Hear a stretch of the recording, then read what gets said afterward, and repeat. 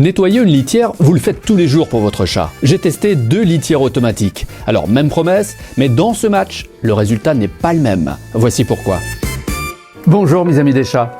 Nettoyer une litière, ce n'est pas un drame. C'est juste, tous les jours. Hein. Ouais, l'odeur, le nettoyage, les grains de litière qui se retrouvent partout sur le sol. Et cette réflexion que vous pouvez avoir, est-ce qu'il n'y a pas plus simple sans que ça perturbe mon chat, cette litière ?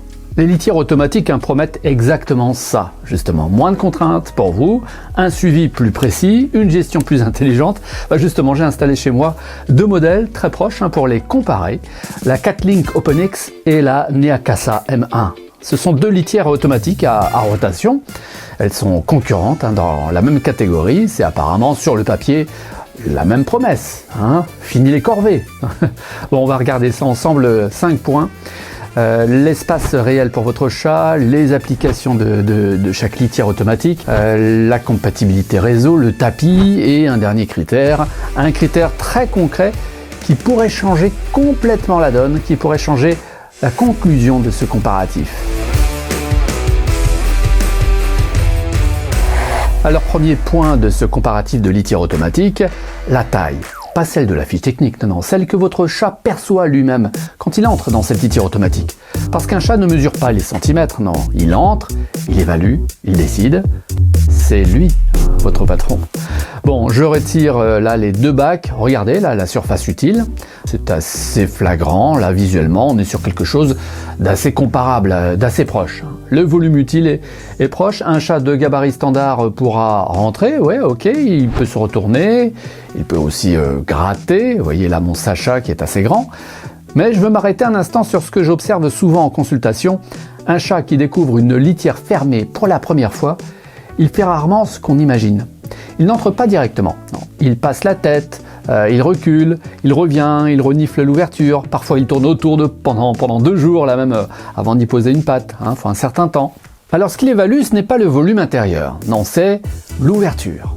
La luminosité à l'entrée, l'odeur résiduelle, le son que fait l'appareil au repos. Ça c'est important pour votre chat.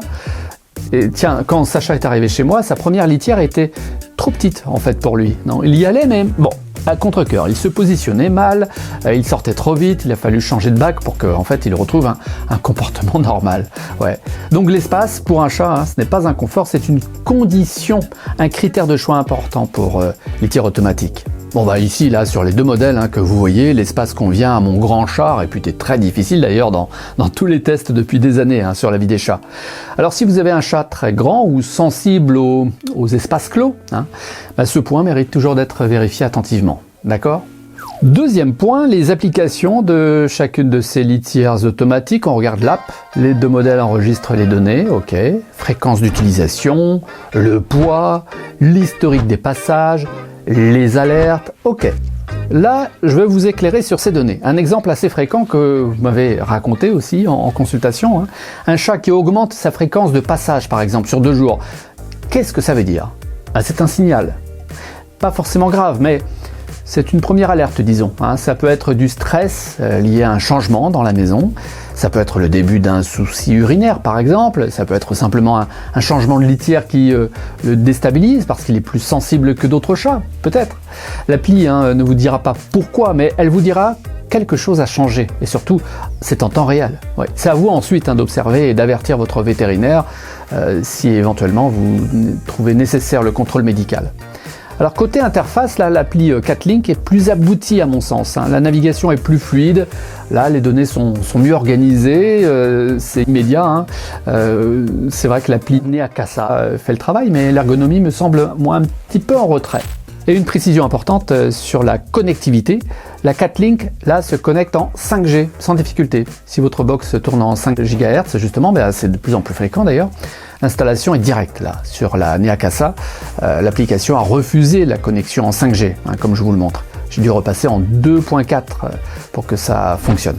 Bon, c'est le genre de choses qui ne se voit pas sur une fiche produit tout de suite, mais qui se voit là, à l'installation. C'est pourquoi je voulais vous le montrer. Et une différence intéressante concerne la détection du bac plein. Sur la CatLink, elle fonctionne avec une barrière lumineuse, ce qui évite un certain blocage que l'on peut rencontrer quand le bac se remplit. Troisième point de ce match entre litière automatique pour chat, le tapis interne. Ouais, je m'y arrête. Je parle du revêtement, à l'intérieur du globe, bien sûr, celui qui est en contact direct là avec la litière, avec les griffes de votre chat aussi. Sur la Catlink OpenX, le tapis est conçu avec une surface en silicone associée à un tissu Oxford, très résistant aux rayures et aux griffures. Il est imperméable, il est bien conçu pour encaisser le grattage intensif de chat. Et quand je dis intensif, je sais de quoi je parle parce que je pensais en même temps que je vous le disais à Wi-Fi. Wi-Fi, un de mes chats qui a vécu 18 ans avec nous, il avait une manière bien à lui de montrer son désaccord par moment. Ouais, il griffait très fort tout ce qui lui résistait, très longtemps. Il a même par exemple détruit une chatière dans la cabane à bois où il dormait avec son frère dans ses jeunes années. Il l'a carrément détruite. Ouais. De ses griffes, là, il l'avait détruite parce qu'il n'était pas d'accord avec l'ouverture programmée que j'avais prévue. Donc un tapis dans cette litière là qui résiste au grattage, pour moi, ce n'est pas un bonus marketing. Non, c'est un critère fonctionnel dans une litière automatique qui va rester ensuite pendant des années et des années chez vous. Pensez-y, faut bien choisir. Bon, concrètement, ça joue sur deux choses. La durabilité d'abord, un revêtement fragile s'abîme en quelques semaines.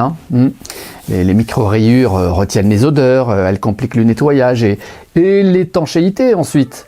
Là, il faut un matériau imperméable qui empêche les fuites d'urine de remonter par exemple par les bords du bac. Ouais, le Neakassa a un tapis, mais pas à ce niveau de conception que sur la Catlink. À ce stade-là, les deux modèles tiennent la route, ok. L'espace est un tout petit peu plus grand sur la Catlink. Les fonctionnalités de base sont présentes sur les deux applis, un peu plus abouti côté Catlink, comme je vous l'ai dit, de par la connexion 5G, qui est fonctionnelle d'un côté et pas de l'autre.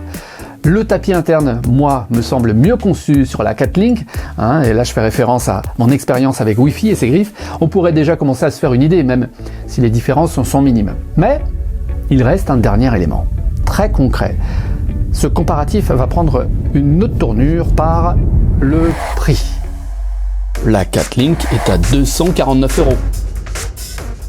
La Neakassa M1 est à 430 € au moment de ce comparatif en tout cas. Vous pouvez mettre à jour ces prix-là par les liens que je vous mets à disposition dans la description. La différence de prix, on s'approche quand même près du double. À caractéristiques proches, à usage comparable, qu'est-ce qui dans ce comparatif justifie de presque doubler le prix? Le prix n'est jamais le seul critère. Mais quand l'écart est de cette ampleur, presque le double là, sur des produits qui remplissent en fait la même fonction, on peut se poser la question quand même. Une litière automatique reste un outil pour vous et votre chat. Ce qui fera la différence au quotidien en fait, c'est l'acceptation par votre chat. Je vous le dis depuis 2012 sur la vie des chats, votre chat a le dernier mot, c'est lui le patron. À vous de bien le servir et donc de bien connaître ce qu'il aime. Son confort, sa capacité à utiliser l'appareil sans stress, sans hésitation. Sur ces modèles, plusieurs systèmes de sécurité sont intégrés, capteur de poids, capteur infrarouge et protection anti-pincement. C'est devenu un standard important sur ce type de litière automatique. Donc avant de choisir un modèle de litière automatique, vérifiez bien les conditions de retour pour vous permettre de le faire tester par votre chat sur quelques jours. Oui, c'est possible, cliquez et allez vérifier ça. S'il accepte, alors là, fini la corvée de ramasser la litière tous les jours. C'est fini. Une fois par semaine suffira largement pour un chat seul, même plus. Et si vous avez deux chats, là, ces litières automatiques sont suffisamment grandes pour eux. Même pour un chat, j'ai testé sur 15 jours, ça marche très bien. Un seul changement. Allez, dites-moi en commentaire si vous utilisez déjà une litière automatique ou qu'est-ce que vous attendez d'un test avec votre chat sur cette litière automatique. Et puis bienvenue à la vie des chats, si vous nous rejoignez. Ce cadeau vous attend, ce guide d'accueil de plus de 200 pages de conseils dans votre espace personnalisé. C'est sur le lien que je vous laisse en description. Je vous remercie mes amis des chats.